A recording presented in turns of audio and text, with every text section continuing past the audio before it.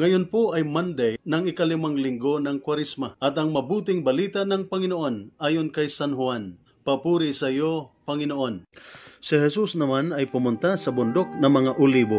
Kinabukasan, maaga pa'y nagbalik siya sa templo. Lumapit sa kanya ang lahat, kaya't umupo siya at sila'y tinuruan. Dumating noon ang mga tagapagturo ng kautusan at mga pariseo na may dalang isang babaeng nahuli sa pangangalo niya. Iniharap nila ito sa karamihan at sinabi kay Jesus, "Guro, ang babaeng ito'y nahuli sa aktong pangangalo niya. Ayon sa kautusan ni Moises, dapat batuhin hanggang sa mamatay ang mga katulad niya.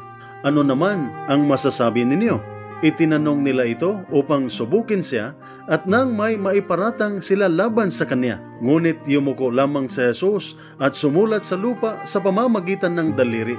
Patuloy sila ng pagtatanong kaya tumayo si Jesus at nagsalita, "Ang sino man sa inyo na walang kasalanan ang siyang maunang bumato sa kanya." At muli siyang yumuko at sumulat sa lupa. Nang marinig nila iyon, sila'y isa-isang umalis. Simula sa pinakamatanda, iniwan nila ang babaeng nakatayo sa harap ni Jesus.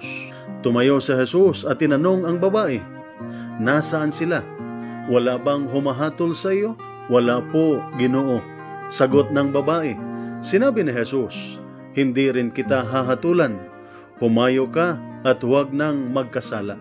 Ang mabuting balita ng ating Panginoon. Pinupuri ka namin, Panginoong Hesukristo. Bakit po ba hindi natin dapat hatulan o husgahan ang ating kapwa? Mayroon pong kasabihan, judging a person does not define who he is. It defines who we are.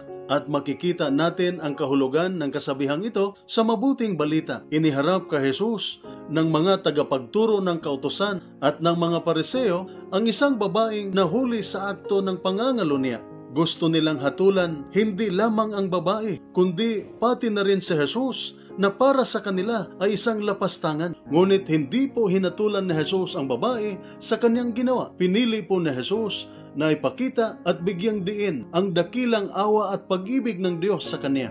Sa huli, sinabi ni Jesus sa babae, "Hindi rin kita hahatulan. Humayo ka at huwag ka nang magkasala." Na parang sinabi ni Jesus sa babae, "Humayo ka at mag-umpisang muli ng bagong buhay. Kalimutan mo na ang nakalipas, ang nakaraan at pinapatawad na kita." Kaya sa huli, ang napatunayan hindi po ang kasalanan ng babae o ang pagkakamali ni Jesus, kundi ang kasamaan ng kanilang budhi. Sino sa inyo ang walang kasalanan? Siya ang unang bumato sa kanya. Sa pamamagitan nito, inaanyayahan tayo ng ating Panginoon na tingnan din ang ating sarili at kung papaano tayo nakikitungo sa mga makasalanan. At pinapaalala ni Jesus sa mga nakikinig at sa ating lahat na walang isa man sa atin ang may karapatang humatol sa ibang tao dahil pariho-pariho tayong makasalanan. Ito po ang salita ng Diyos, ang ating gabay. Let us pray. Lord God, Almighty Father, Creator of mankind and author of peace, those who take refuge in you will be glad and forever will shout for joy. Protect our soldiers as they discharge their duties. Protect them with the shield of your strength and keep them safe from all evil and harm. Grant them courage and hope. May they ever experience your firm support, gentle love, and compassionate healing. Be their constant companion and their refuge in every adversity. Be their power and protector, leading them from darkness to light. May the power of your love enable them to return home in safety, that with all those who love and care for them, they may ever rejoice and praise you for your loving care. We ask this through Christ our Lord. Amen. Mary, Queen of Peace, pray for us.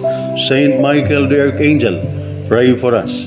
Saint Ignatius of Loyola, pray for us. At sumainyo at sa inyong pamilya ang pagpapala ng makapangyarihang Diyos, Ama, Anak, at Espiritu Santo. Amen.